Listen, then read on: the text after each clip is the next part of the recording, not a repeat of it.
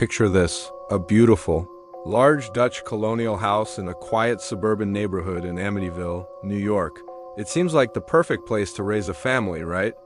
Well, for the Lutz family, it turned into a real-life nightmare. But their story isn't where this all begins. To understand the horror, we have to go back to 1 year earlier, to a gruesome event that stained this house forever. On November 13th, 1974, the peace of Amityville was shattered.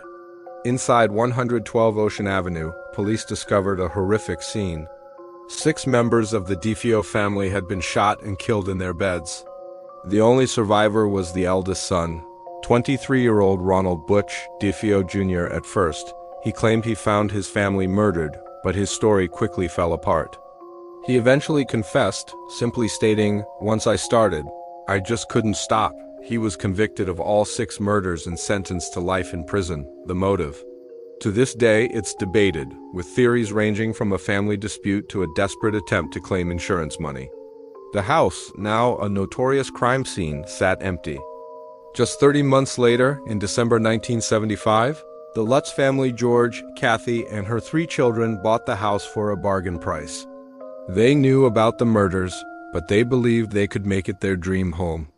They even had a priest come to bless the house before they moved in. But that blessing was anything but peaceful. The priest allegedly heard a booming, demonic voice command him to get out. He warned the family to stay out of a particular room on the 2nd floor, but he never explained why. This was just the beginning. The Lutz family lasted only 28 days in that house. 28 days of escalating terror. They reported a whole series of paranormal events that seemed straight out of a horror movie. Doors would slam shut on their own. Strange, cold spots would appear and disappear. Kathy Lutz would levitate in her sleep. George would wake up every morning at 3:15 a.m., the exact time the DeFeo murders were believed to have occurred. He became withdrawn, angry, and obsessed with the fireplace. The children weren't spared either.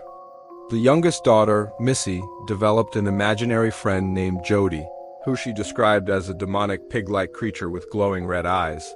She said Jody lived in her closet.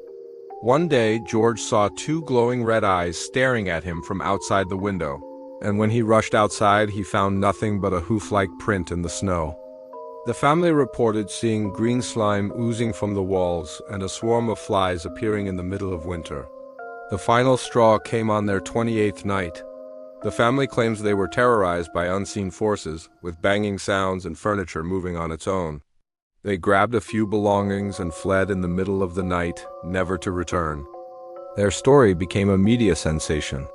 It led to the best-selling book, The Amityville Horror, and of course a massive film franchise that has spooked audiences for decades. But here's the big question, was it real? Skeptics have picked apart the Lutz's story for years. Ronald DeFeo's own lawyer later admitted that he and the Lutzes created this horror story over many bottles of wine. Some investigators found no evidence of the events the Lutzes described. There were no reports of police being called to the house during their stay, and the priest involved later downplayed his experience. Yet, believers point to the consistency of the family's accounts and the sheer terror they seem to genuinely feel. Ed and Lorraine Warren, the famous paranormal investigators, visited the house and confirmed it was haunted, capturing a now famous photograph of what appears to be a ghostly boy peeking from a doorway. Was it a prank? A spirit? The debate rages on. Was the Amityville house truly a gateway to hell, possessed by a demonic entity awakened by a terrible crime? Or was it an elaborate hoax, a tall tale created by a family to get out of a bad mortgage and make a quick buck? The line between true crime and paranormal legend is incredibly blurry here. The house at 112 Ocean Avenue still stands today, with a new address to deter tourists. But the legend lives on, a chilling reminder of what happened, or what was said to have happened inside those walls. What do you believe? Let me know in the comments. Thanks for watching. And don't forget to like and subscribe for more stories that blur the line between reality and the supernatural.